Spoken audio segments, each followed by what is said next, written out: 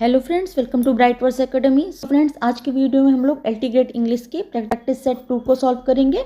इसके पहले हमने एक प्रैक्टिस सेट चैनल पर डाला है जिसमें आपका अच्छा रिस्पांस मिला। आपको पता ही है कि एग्जाम तो बिल्कुल आपके पास आ रहा है एंड रिवीजन एंड प्रैक्टिस की आपको ही केवल ज़रूरत है। हम सेकेंड पार्ट लेकर आए हैं। अभी हमने पोइट्री का रिवीजन भी कराया है। ऑल पोइट्स एंड उनके वर्क्स जितने भी आपके सिलेबस में दिए गए हैं उसके भी हमने वीडियो भी हमने चैनल पर डाले हैं, जो कि आपको चैनल की प्लेलिस्ट में मिल जाएगा। आप देख सकते हैं, जो कि आपके लिए हेल्पफुल रहेंगे। तो आज हम लोग सेकंड प्रैक्टिस सेट सॉल्व करेंगे। होप सो आपको क्लासेस हेल्पफुल हो रही होंगी, अच्छी लग रही होंगी। अगर अच्छी लगे तो लाइक, सब्सक्राइब एंड शेयर जरूर कर दिया करिए, क्योंकि आपके यही लाइक, शेयर, सब्सक्राइब जो है वो हमें मोटिवेट करते हैं नेक्स्ट वीडियो लाने पर। तो ज़्यादा से ज़्यादा लाइक, शेयर एंड सब्सक्राइब करिए। ओके, चलिए चलते अपने क्वेश्चन की तरफ। So first question is, in which poem does Rabindranath Tagore portray discrimination based on caste, creed and colour. तो आपको बताना है रविन्द्रनाथ टैगोर ने अपनी किस कविता में डिस्क्रिमिनेशन को दिखाया है, भेदभाव को दिखाया है based on caste, creed and colour के अकॉर्डिंग डिस्क्रिमिनेशन को दिखाया है, बताइए। चलिए ऑप्शन से Gitanjali, where the mind is without fear, the gardener, the post office. तो चलिए बताइए क्या राइट आंसर होगा हमारा। So our right answer is B, where the mind is without fear. The poem where the mind is without fear, Tagore portrays the discrimination on the basis of caste, creed and colour by writing narrow domestic walls. Tagore ने मानव समाज में जाति, धर्म और रंग के आधार पर होने वाले भेदभाव की आलोचना की है। किसमें? Where the mind is without fear. Okay, तो यहाँ राइट आंसर आपका बी रहेगा। ओके, चलिए next. What does Bacon suggest about reading curiously in the essay of studies? इस क्या सजेस्ट कर रहे हैं हमारे Bacon about reading curiously in the essay of studies में, जो कि क्यूरियसली जो हम लोग रीडिंग करते हैं उसके विषय में क्या वो बता रहे हैं। बताइए क्या सजेस्ट कर रहे हैं। It is essential for all books, it should be avoided for less important books, it is the key to learning, it creates intelligence. तो क्या राइट आंसर होगा? Correct answer is B, it should be avoided for less important books. तो in the essay of studies Francis Bacon suggest that curious reading should be avoided for less important books. Okay, they should be read lightly and quickly. जो कम important book होती हैं उसको lightly और quickly पढ़ना चाहिए। Bacon कहते हैं कि हर पुस्तक को गहराई से पढ़ना आवश्यक नहीं है, कुछ को सरसरी निगाह से भी पढ़ा जा सकता है। ओके, तो यहाँ पर बेकन ने क्या सजेस्ट किया है? It should be avoided for less important books. B correct answer रहेगा। Next, according to Bacon histories make man.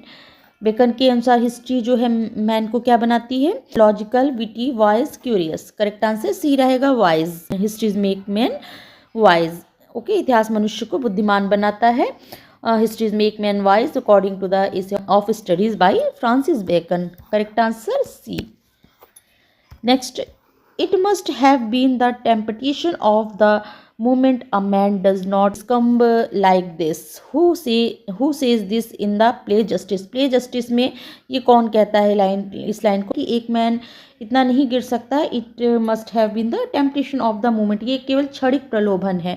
तो ये लाइन कौन कहता है? James How, Walter How, Cokeson, none of these. तो ये राइट आंसर यहाँ पर बी रहेगा, वॉल्टर हाउ। फोल्डर फ्रॉजरी करता है उसको कहता है ये क्षणिक प्रलोभन है।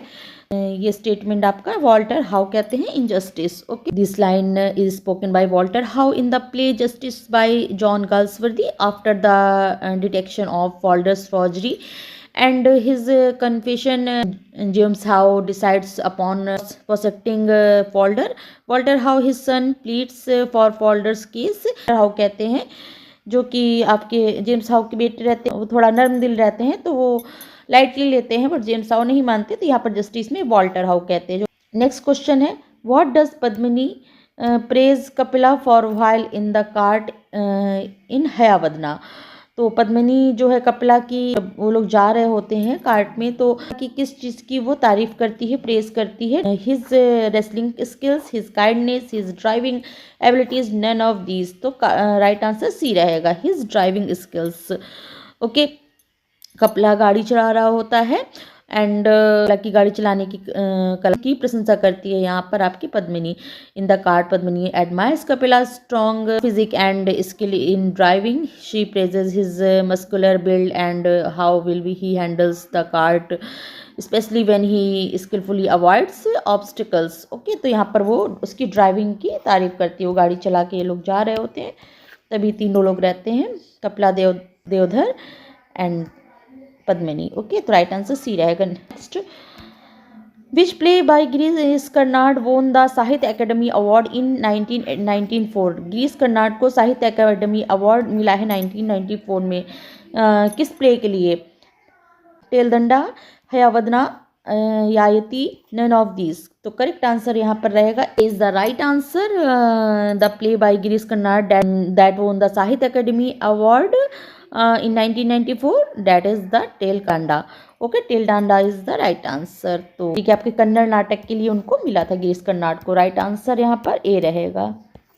ओके, चलिए next, what is the speaker's attitude towards his own heart in its sailing to Byzantium. Speaker का क्या एटीट्यूड रहता है उसकी अपने ओन हार्ट के लिए, अपने हृदय के लिए? सेलिंग टू बाइजेंटियम में proud of its strength, indifferent to it, grateful for its wisdom, ashamed of its weaknesses and desire। तो करेक्ट आंसर डी रहेगा, ashamed of its weaknesses and desire। तो यहाँ पर सेलिंग टू बाइजेंटियम में कभी अपनी शारीरिक और कामुक इच्छाओं से शर्मिंदा है। Okay, in the poem sailing to Byzantium the speaker says his heart knows not what it is and is sick with desire implying a sense of shame and weaknesses. तो वो अपनी कामुकता और अपनी शारीरिक इच्छाओं और शर्मिंदा है। Ashamed of its weaknesses and desire. Right answer आपका हो जाएगा डी।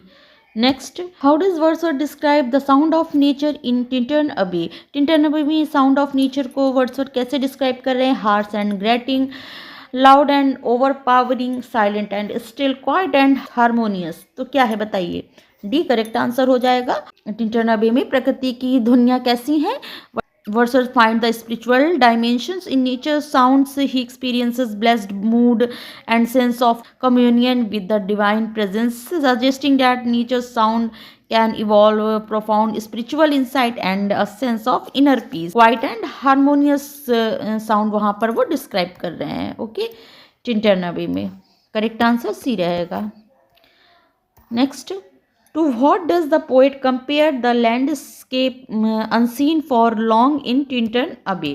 तो बताइए कि किस चीज़ से कंपेयर कर रहे हैं लैंडस्केप को जो अनसीन फॉर लॉन्ग, इन बहुत लंबे समय के बाद देखे जाने पर उस लैंडस्केप को टिंटन अबे में तो किस चीज़ से कंपेयर करते हैं? A blind man's eye, painter's canvas, a child's dream, a poet's vision. तो करेक्ट आंसर ए रहेगा, अ ब्लाइंड मैन आइज।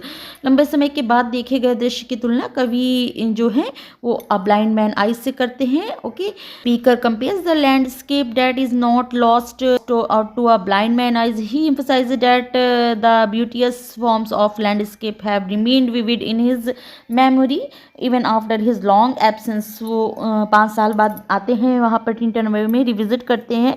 तो वो कहते हैं वो एक ब्लाइंड मैन के जैसे, वो अंधे व्यक्ति के जैसे नहीं है कि उनको वो परिचित ना हो उनसे, वो पहले भी आ चुके हैं, तो उसकी यादें उनकी मेमोरी में है। तो यहाँ पर करेक्ट आंसर है, वो किससे कर रहे हैं compare? Blind man eyes. Next, which family member is addressed in the 5th section of Tintern अबे। इस फैमिली मेंबर को वो टिंटन अबे में 5th सेक्शन में टिंटन अबे में वो एड्रेस कर रहे हैं। अपने किस फैमिली मेंबर से को एड्रेस करते हैं? Sister, brother, mother, father. तो करेक्ट आंसर पता है, डोरोथी को यहाँ पर, डोरोथी जो उनकी सिस्टर है, तो यहाँ पर एड्रेस करते हैं। Final section of the poem, Tintern Abbey the speaker directly address his sister Dorothy. Wordsworth he expresses his hopes that she will find the same solace and spiritual nourishment in the nature. जैसा कि वो feel कर रहे हैं वैसा अगर उनकी बहन होती तो वो भी वैसा ही फील करती। तो यहाँ पर अपनी सिस्टर डोरोथी को यहाँ पर वो एड्रेस कर रहे हैं। करेक्ट आंसर ए रहेगा, sister. Next, what is the primary theme of Joothan. Joothan की प्राइमरी थीम क्या है? Freedom struggle, caste discrimination and Dalit sufferings, importance of education, rural beauty. तो करेक्ट आंसर यहाँ पर क्या हो जाएगा? B, caste discrimination and Dalit suffering. यह आत्मकथा दलित उत्पीड़न को दर्शाती है। Theme of Joothan is caste based discrimination and struggle of Dalit individual in India, detail the humiliation, hardship and systematic operation faced of Dalits. Okay, यहाँ पर करेक्ट आंसर बी रहेगा, caste discrimination and Dalit sufferings. Okay, next, how is imagery used in Keats ode and on a Grecian urn. इस तरह images को use किया है और to Grecian urn में किड्स ने, to describe cruelty, to describe pictures on the urn both A and B, none. तो correct answer B रहेगा, to describe pictures on the earn.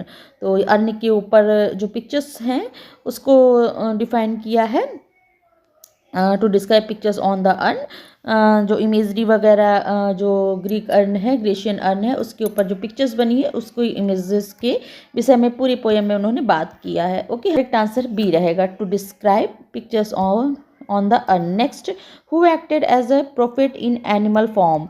Animal Farm में prophet कौन है जो एक्ट कर रहा है? Napoleon, Boxer, Old Major, Snowball. तो करेक्ट आंसर यहाँ पर आपका हो जाएगा एनिमल फॉर्म में भविष्यवक्ता कौन है? तो यहाँ पर करेक्ट आंसर सी रहेगा, Old Major. Okay, is the right answer, Old Major. Old Major acted as prophet in the Animal Farm. Okay, चलिए next, Snowball represent whom in Animal Farm. Snowball जो है रिप्रेजेंट कर रही है किसको in Animal Farm में? Trotsky को, Stalin को, कार्ल मार्क्स को, लेनिन को। तो करेक्ट आंसर ए रहेगा। स्नोबॉल किसका प्रतिनिधित्व करती है? तो snowball represents Trotsky in Animal form. Trotsky is the right answer, D is the correct answer. Next, which element dominates Charles lamb dream children. Dream children को हमने पढ़ाया है आपको पूरा। ओके, तो ये पूरी पोएम हमने बहुत अच्छे से कवर की है, आप देख सकते हैं जिसको किसको कौन सा जो एलिमेंट है डोमिनेट कर रहा है चार्ल्स लैम्ब के ड्रीम चिल्ड्रन में? ह्यूमर, विट, पैथोस, सैटायर। तो विट, सैटायर तो है नहीं, ह्यूमर भी नहीं है, विट भी नहीं है, तो यहाँ पर पैथोस, सी राइट आंसर हो जाएगा, पैथोस। ओके, ड्रीम चिल्ड्रन में जो आपको इसमें करुणा और भावुकता को दिखाते हैं। ओके, करुणा और भावुकता है, पैथोस है इसमें यूज़ करते हैं क्योंकि वो पूरा अपनी फैमिली को दिखा रहे हैं, अपने बच्चों को दिखा रहे हैं, उनकी माँ के, दादी, सबके विषय में बात करते हैं। बट एट लास्ट क्या होता है, वो सब ड्रीम चिल्ड्रन और एवरी रहते हैं, वो डे ड्रीम रहता है, सब बच्चे वगैरह गायब हो जाते हैं। तो ये एक पैथोस है, करुणा और भावुकता से भरा हुआ इनका एक ऐसे है। Okay, C is the right answer. यहाँ पर कौन सा एलिमेंट यूज हुआ है? Pathos. Next, who was the first member of the Spectator Club. Spectator Club का फर्स्ट मेंबर कौन है? Sir Roger de Coverley, Sir Andrew Freeport, the Templar, Captain Sentry. तो यहाँ पर करेक्ट आंसर हो जाएगा A, Sir Roger de Coverley. Okay, the Spectator Club का पहला सदस्य कौन है? Sir Roger de Coverley. Okay, A is the correct answer. Sir Roger de Cavalli was the first member of Spectator Club. Okay, next, how does Yang describe hell in the Harry app? Harry app में जो Yang है कैसे describe करता है hell को? Devil's place, where he wants to go, hot to fire, where he is. Correct answer D रहेगा, where he is. Okay, ये भी हमने आपको हेरी ऐप के भी क्वेश्चंस अलग से करवाए हुए हैं जो कि हमारे प्लेलिस्ट में आपको मिलेंगे। इसका लिंक हम आपको डिस्क्रिप्शन में भी दे देंगे आपको, तो आप देख सकते हैं। इसकी प्रैक्टिस भी हमने ड्रामा सेक्शन कंप्लीट किया है, पूरा अलग से प्रैक्टिस कराई है इसकी, हर एक प्ले की आप देख सकते हैं। चलिए, तो यहाँ पर आपका correct answer where is D रहेगा। ओके, चलिए next, in the Birthday Party the location. Birthday Party की लोकेशन जो प्ले है हमारा, वो उसकी लोकेशन क्या है? Seaside, river bank, desert, city. तो करेक्ट आंसर है ए, सी साइड। जो रिवर बर्थडे पार्टी की आपकी लोकेशन है वो सी साइड में, बीच के किनारे हैं, तो सी साइड रहता है, वहाँ पर आपका मेग और पैटे चलाते हैं, वहाँ पर ही लोकेशन इसकी आपकी सी साइड है बर्थडे पार्टी की। ये भी हमने कवर किया है आपका। चलिए नेक्स्ट है, who said soldiering is the coward's art. ये कौन कहता है आपका? Sergius Bluntschli, Petkoff, Nicola. तो ये आपका राइट आंसर ए रहेगा, सर्जियस कहता है ये। Sergius said that soldiering is the coward's art of attacking mercilessly when you are strong and keeping out of easy way. Okay, तो यहाँ पर ये आपकी लाइन, सो ये आपके सर्जियस कहता है। किस प्ले में कह रहा है ये आप बताइए, किस प्ले का कैरेक्टर है ये आप हमें कमेंट सेक्शन बताइएगा। तो करेक्ट आंसर ए रहेगा, सर्जियस। लूका इज, लूका कौन है? लूका कौन है? Raina's friend, Raina's cousin, Raina's sister, Raina's maid. D correct answer, Raina's maid है। कौन? लूका। लूका जो है रेना की मेड रहती है। डी करेक्ट आंसर हो जाएगा। Next, the principal object of satire is. Satire का प्रिंसिपल ऑब्जेक्ट क्या है? To mourn, arouse pity, ridicule folly और vice to praise. C correct answer हो जाएगा, टू रिडिकुल फॉली और वाइस। ओके, उपहास करना हो गया या फिर दोष निकालना हो गया। ओके, तो करेक्ट आंसर यहाँ पर हो गया व्यंग्य करना, टू रिडिकुल फॉली और वाइस। सी करेक्ट आंसर हो जाएगा। A long serious lyric poem with elevated style is called. एक लॉन्ग सीरियस लिरिक पोएम है जो कि एक एलिवेटेड स्टाइल में रहती है, क्या कहा जाता है? Elegy, lyric, ode, dramatic monologue. Correct answer C ode, गंभीर और उच्च शैली की लंबी जो कविता होती है a long serious lyric poem होती है, जो एक एलिवेटेड स्टाइल में होती है, वो हमारी ओड होती है। एक लंबी पोएम होती है एलिवेटेड स्टाइल में, तो ओड हो गया। C is the right answer. The term egotistical sublime was coined by. जो टर्म इगोटिस्टिकल सब्लाइम है वो किसने क्वाइन किया है? Coleridge, John Keats, Wordsworth, Hazlitt. तो यहाँ पर करेक्ट आंसर हो जाएगा B, John Keats. John Keats ने ये क्वाइन किया है। इन्होंने किसके लिए किया? तो ये वर्ड्सवर्थ के लिए किया है। यहाँ पर किया किसने है? तो यहाँ पर क्वाइन किया किसने है? तो ये आपका कॉलेज जॉन कीट्स हो जाएंगे। और किसके लिए किया था? वर्ड्सवर्थ के लिए। 1818 में कीट्स ने अपने फ्रेंड को एक लेटर लिखा था, उसमें इस शब्द का यूज़ किया था। ओके, तो जॉन कीट्स ने इसको वर्ड्सवर्थ के लिए किया था। The phrase was first use to Keats in a letter to Richard Woodhouse dated 27 October 1818 saying that a poet has no self। तो ये आपको वर्ड्सवर्थ के लिए उन्होंने अपने एक फ्रेंड रिचर्ड वुडहाउस में लेटर में लिखा था 27 अक्टूबर 1818 को। ओके, तो यहाँ पर करेक्ट आंसर हो जाएगा बी, जॉन कीट्स। नेक्स्ट है, who was not a member of the Bloomsbury group. Bloomsbury group का कौन एक मेंबर नहीं है? Lytton Strachey, E M. Forster, Clive Bell, Winston Churchill. तो यहाँ पर आपका करेक्ट आंसर हो जाएगा D, Winston Churchill is not a member of Bloomsbury group, was an influential group of associate English writers, intellectual philosophers and artists, the best known members of which included Virginia Woolf, Lytton Strachey, E.M. Foster, Clive Bell is the member of Bloomsbury group, not Winston Churchill। Okay, Winston Churchill नहीं है। यहाँ पर correct answer D हो जाएगा, Winston Churchill. Next है, metre in which an unstress syllable precedes a stress one is. तो बताना है जो जिसमें आपका एक अनस्ट्रेस सिलेबल एक स्ट्रेस सिलेबल को फॉलो करता है, तो इसमें से कौन सा है आपको बताना है। वो कौन सा मीटर होगा? एनापेस्टिक, टैक्टाइलिक, कैटालेक्टिक, आयम्बिक। तो यहाँ पर राइट आंसर आपका डी हो जाएगा, आयम्बिक, जिसमें ये आपका an unstress syllable followed by stress syllable. Okay, तो ये आपका एक अनस्ट्रेस सिलेबल फॉलो करता है एक स्ट्रेस सिलेबल को, तो ये आपका पैटर्न क्या कहलाता है? Iambic pentameter. और ये आपका एनापेस्टिक क्या हो जाएगा? एनापेस्टिक में आपके 2 अनस्ट्रेस सिलेबल्स रहेंगे and followed by 1 unstress syllables. Dactylic में क्या हो जाता है? 1 स्ट्रेस सिलेबस रहेगा एंड 2 अनस्ट्रेस सिलेबस हो जाएगा। ओके, 1 स्ट्रेस सिलेबस हो जाएगा आपका डैक्टिलिक में, followed by 2 unstress syllabus. Anapestic में 2 अनस्ट्रेस सिलेबस रहेगी फॉलोड बाय 1 स्ट्रेस सिलेबस। और आपका आयम्बिक में आपका दिया ही गया है an unstress syllabus followed by a stress syllabus. Okay, और ये आपका क्या बचा? ये आपका बचा कैटालेक्टिक। कैटालेक्टिक में आपका क्या है? A line lacking 1 syllable in the last foot. तो ये आपका हो गया कैटालिक।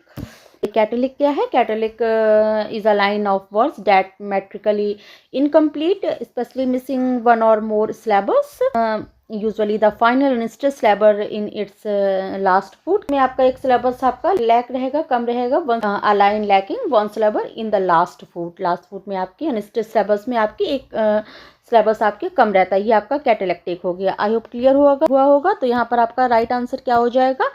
राइट आंसर डी रहेगा iambic, a meter in which an unstress syllabus followed by a stress syllabus. 1 is the iambic. Okay, clear हो गया होगा। D is the right answer. Next है, which romantic poem begins with hail to thee blithe spirit. कौन सी romantic poem है जो कि इस लाइन से आपकी स्टार्ट होती है? ऑप्शन है O to nightingale, to the cuckoo, to a skylark, to the Daisy.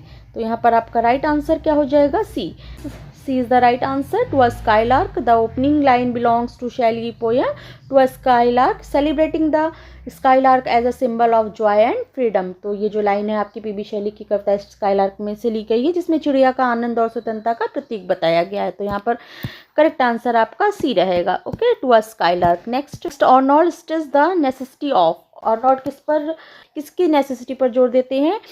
Dialectical criticism, comparative criticism, functional criticism, classical criticism. Right answer B हो जाएगा यहाँ पर। Matthew Arnold believe that literature should be judged by comparing it with best work of the past. Matthew Arnold ने साहित्य की समीक्षा के लिए तुलनात्मक आलोचना मीन्स कंपैरेटिव क्रिटिसिज्म पर जोर दिया है। ओके, तो यहाँ पर आपका करेक्ट आंसर हो जाएगा B, comparative criticism. Arnold was the first English critic to stress upon the necessity of comparative criticism. He was the Victorian poet and critic, was the first modern critic and could be called the critic's critic. Okay, Matthew Arnold ने तुलनात्मक आलोचना comparative criticism पर जोर दिया है। Clear? चलिए next क्या है? नेक्स्ट क्वेश्चन है, Who replies to Milton questions in On His Blindness? On His Blindness में मिल्टन जो है क्वेश्चन करते हैं, तो उसका रिप्लाई कौन देता है कि अब क्या भगवान उनसे अब भी चाहते हैं कि उनकी दृष्टि चली गई तब भी वो उनकी सेवा करें? तो इस तरह के आंसर उनको कोई देता है पोएम में, तो कौन देता है बताइए? ऑन हिज ब्लाइंडनेस हमने पढ़ाया है, जो कि हमारे चैनल की प्लेलिस्ट में आपको मिल जाएगा, तो आप देख सकते हैं, पूरी कंप्लीट पोएम पढ़ाई है। ओके, तो बताइए कौन उनकी क्वेश्चंस के उत्तर देता है? Inner voice, God, patience, मरमर।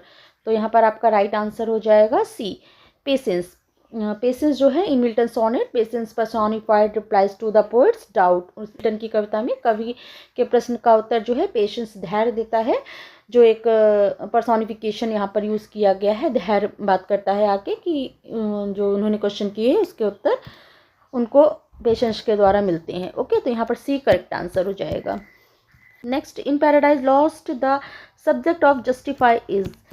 Paradise Lost में जो जस्टिफाई वर्ड है इसका सब्जेक्ट कौन है? I, eternal providence, heavenly muse, spirit. Justify करके यूज़ किया है पैराडाइज लॉस्ट में, उसमें सब्जेक्ट कौन है इनमें से बताइए आप। तो पहले हम राइट आंसर बताते, तो यहाँ पर राइट आंसर ए हो जाएगा, आई। मिल्टन कहते हैं and justify the ways of God to man, तो इसमें जस्टिफाई जो है इसका आपको सब्जेक्ट बताना है। तो यहाँ पर आपका justify is govern by the subject I. I means the poet himself. Okay, Milton states that he will justify God's ways to mankind. Okay, तो यहाँ पर जस्टिफाई का जो आपको सब्जेक्ट है वो आई हो जाएगा। पोएट जो है स्वयं ईश्वर के मार्गों को मनुष्य के सामने न्यायोचित सिद्ध करेंगे। ओके, सही ठहराएंगे। ओके, तो यहाँ पर राइट आंसर ए हो जाएगा। ओके, करेक्ट आंसर आई रहेगा। नेक्स्ट है, अ pause within a poetic line is called. एक पोएटिक लाइन में जो एक पॉज लिया जाता है उसको क्या कहा जाता है? A, consonance, B, sprung rhythm, C, caesura, D, none. तो करेक्ट आंसर सी हो जाएगा आपका, caesura. Pause within a poetic line called caesura. A caesura is a pause within a line of poetry. कविता की line के बीच में आने वाला जो विराम होता है उसको हम सिजरा कहेंगे। ओके, करेक्ट आंसर सी हो जाएगा। नेक्स्ट, अ फॉल्स आइडिया और इमेज इज कॉल्ड। एक फॉल्स आइडिया जो इमेज होती है उसको क्या कहा जाता है? Allusion, imagery, illusion, none. Right answer आपका सी हो जाएगा, illusion. And illusion is a false belief और डिसेप्टिव अपीयरेंस। ओके, इल्यूजन का अर्थ होता है भ्रम या झूठी कल्पना। करेक्ट आंसर सी हो जाएगा, illusion. Next, pleasant and musical language is termed. Pleasant और म्यूजिकल लैंग्वेज जो होती है उसको क्या टर्म दिया जाएगा, क्या कहा जाएगा? इयोफोनी, कैकोफोनी, मेलोडी, हार्मनी। तो क्या कहा जाएगा बताइए? तो यहाँ पर आपका करेक्ट आंसर हो जाएगा A, euphony. Euphony refers to pleasant, smooth and musical sound in language. मधुर संगीतात्मक भाषा को इयोफोनी कहा जाता है। ओके, करेक्ट आंसर ए हो जाएगा, euphony. Next, a Spenserian stanza has 4 iambic pentameters, 6 iambic pentameters, 8 iambic pentameters, 10 iambic pentameters। तो स्पेंसेरियन स्टैंजा में कितने iambic pentameters होते हैं बताइए? तो यहाँ पर आपका राइट आंसर सी हो जाएगा, 8 iambic pentameters। 8 iambic pentameters। A Spencerian stanza has 9 lines. First 8 lines called iambic pentameter, last line alexandrine iambic hexameter। Okay, last line आपकी alexandrine होगी iambic hexameter जो कि कहलाती है। Okay, correct answer C, 8 iambic pentameters। Next international fallacy was first use by, international fallacy जो है आपका ये टर्म फर्स्ट किसने यूज किया है? William Empson, Northrop Frye, Wellek and Warren, Wimsatt and Beardsley. तो इंटरनेशनल फैलेसी जो है यूज किया है फर्स्ट किसने?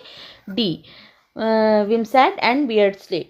तो Wimsatt and Beardsley, they argued that a poem meaning should not depend on the author's intention. Okay, उन्होंने कहा कि रचना का अर्थ लेखक की मंशा पर निर्भर नहीं होना चाहिए। तो ये आपका जो है इंटरनेशनल फैलेसी जो है फर्स्ट यूज किया है आपका विमसेट एंड बियर्डस्ले ने। ओके, डी करेक्ट आंसर हो जाएगा, Wimsatt and Beardsley. Next, ottava rima has the rhyme scheme. Ottava rima है जो आपका, उसमें क्या राइमिंग स्कीम होती है? राइम रॉयल की होती है, ए बी सी सी। सेस्टेट होता है, सेस्टेट की होती है, स्पेंसेरियन स्टैंजा का होता है। तो क्या होगा? तो यहाँ पर राइट आंसर बी हो जाएगा, ए बी सी सी। ओटेवा राइमा आपका यानी कि 8 लाइन्स का हो गया, 8 हो गया। ओटेवा राइमा आपका 8 उसका हो गया। तो ए बी सी सी, ये आपका ओटेवा राइमा होगा। Rima is an Italian stanza of 8 lines with A B C C rhyming scheme. Okay, 8 lines का होता है। B correct answer, A B C C. Next, Cokeson is a character in, Cokeson किसका character है? Justice, Macbeth, Areopagitica, as you like it. Correct answer हो जाएगा Justice. Okay, Cokeson is a character in John Galsworthy Justice. Okay, correct answer A. Next, Shylock daughter is, Shylock की daughter का नाम बताइए? Portia, Nerissa, Balthazar, Jessica. Correct answer D, Jessica. Jessica is the daughter of Shylock. Okay, D correct answer, Jessica is Shylock daughter in the Merchant of Venice. चलिए next, Shakespeare हमारे poet हैं कब के? Renaissance playwright हैं, restoration playwright हैं, 20th century playwright हैं, classical playwright है। Correct answer पता होगा आपको, ए, रेनेसेंस प्ले राइट है। Shakespeare belong to the Renaissance Elizabethan age. Okay, Shakespeare पुनर्जागरण काल के नाटककार थे। ओके, तो करेक्ट आंसर यहाँ पर ए हो जाएगा, ए हो जाएगा, Renaissance playwright. Okay, the fourth witch among Shakespeare's women is, fourth witch कौन सी है शेक्सपियर का जो है मैकबेथ, उसमें फोर्थ विच का नाम बताइए? डेस्डिमोना, गर्टिट्यूड, लेडी मैकबेथ, कॉर्डेलिया।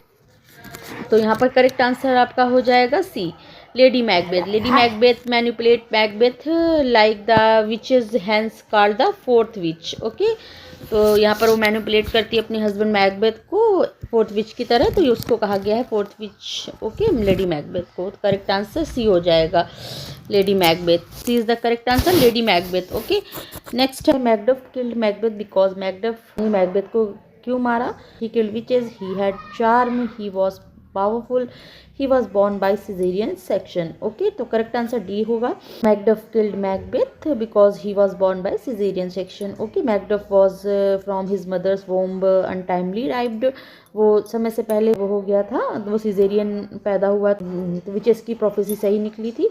मैकडफ ने मैकबेथ को मारा था क्योंकि Macduff was from his mother's womb untimely rived. The correct answer हो जाएगा, he was born by caesarean section. Okay, next है, Macbeth is initially the, Macbeth initially क्या था?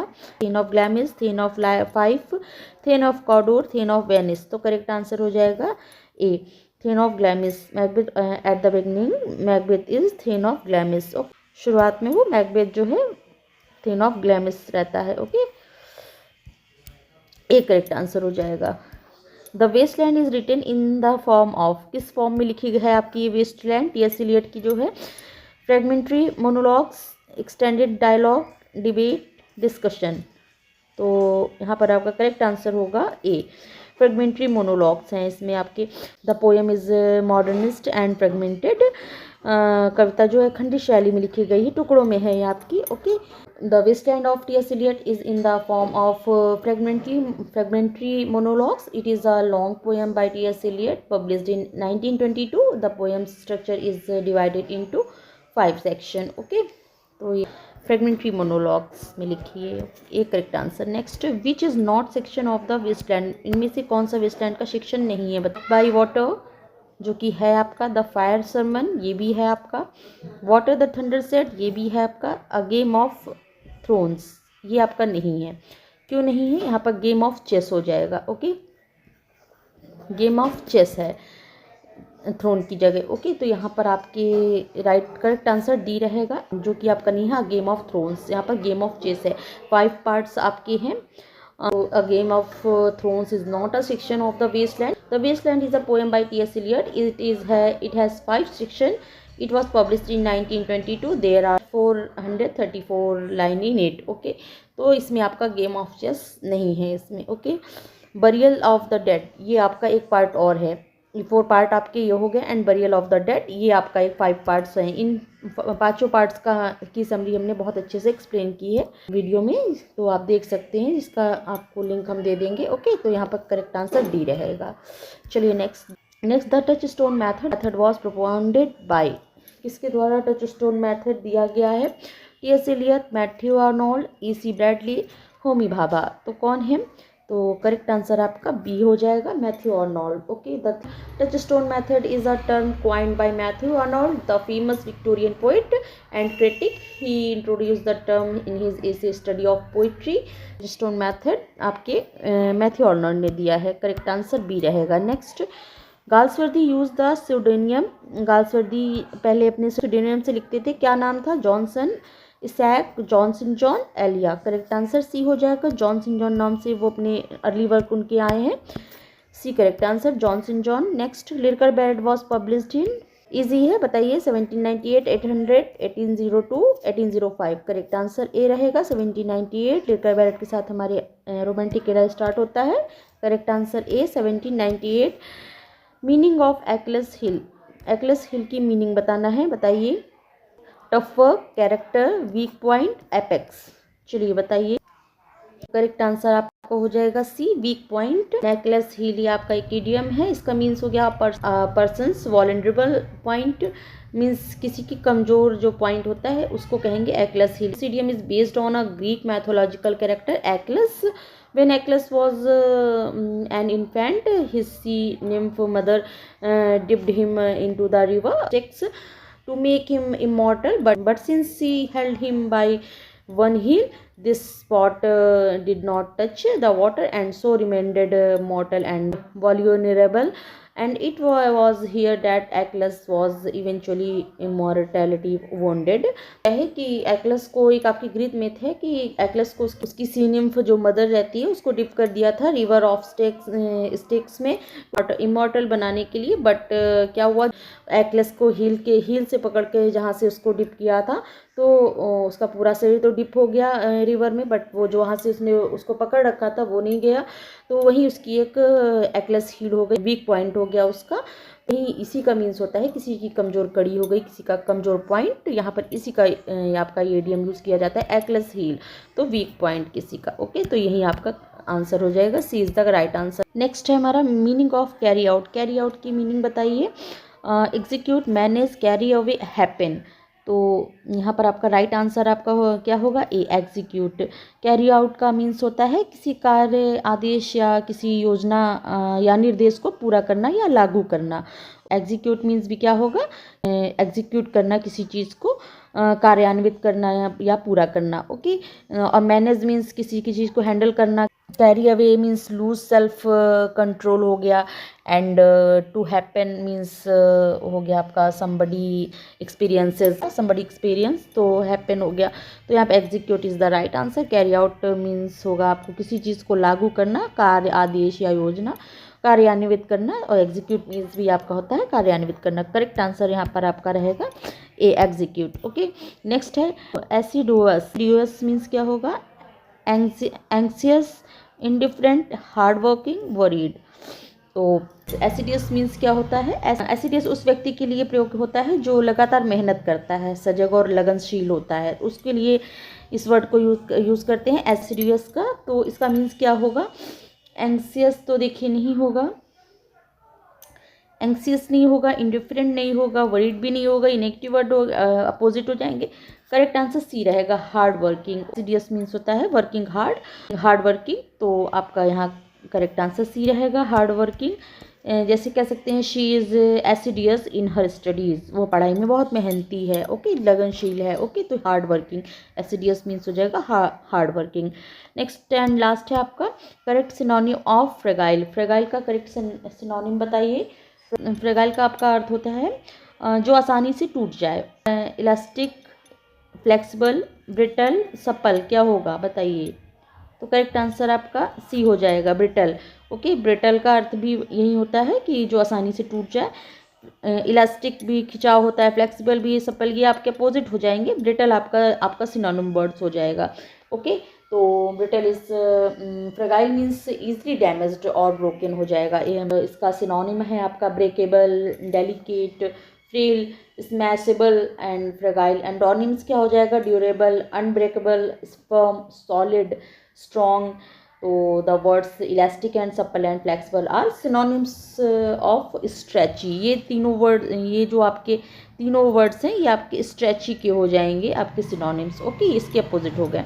तो फ्रेगाइल आपका क्या हो गया, brittle. Okay, brittle correct answer C, brittle, जो आसानी से टूट जाए। ओके, ये आज की हमारी 50 MCQs की प्रैक्टिस थी। कैसी लगी आपको क्लास, और कितने स्कोर गए आपके, कितना स्कोर किया आपने, ये भी आप हमें कमेंट सेक्शन में ज़रूर बताइएगा। और क्लास आपको अच्छी लग रही है, हेल्पफुल हो रही है तो हम इसको कंटिन्यू करते रहें। आपका रिस्पॉन्स ही हमें नेक्स्ट वीडियो लाने की प्रेरणा देता है। तो ज़्यादा से ज़्यादा वीडियोस को लाइक, शेयर एंड सब्सक्राइब करिए। और अगर आप चाहते हो हम इसको कंटिन्यू करते रहें तो कमेंट सेक्शन में यस ज़रूर लिखिएगा, जिससे हम जितना ज़्यादा रिस्पांस मिलेगा नेक्स्ट वीडियो हम फिर ज़रूर लेके आएंगे, नेक्स्ट प्रैक्टिस सेट लेकर आएंगे। ओके, तो अगर अच्छी लग रही हो तो लाइक, सब्सक्राइब एंड शेयर जरूर किया करिए। चलिए फिर मिलते हैं नेक्स्ट क्लास में नेक्स्ट टॉपिक के साथ। Okay, thank you, thanks for watching.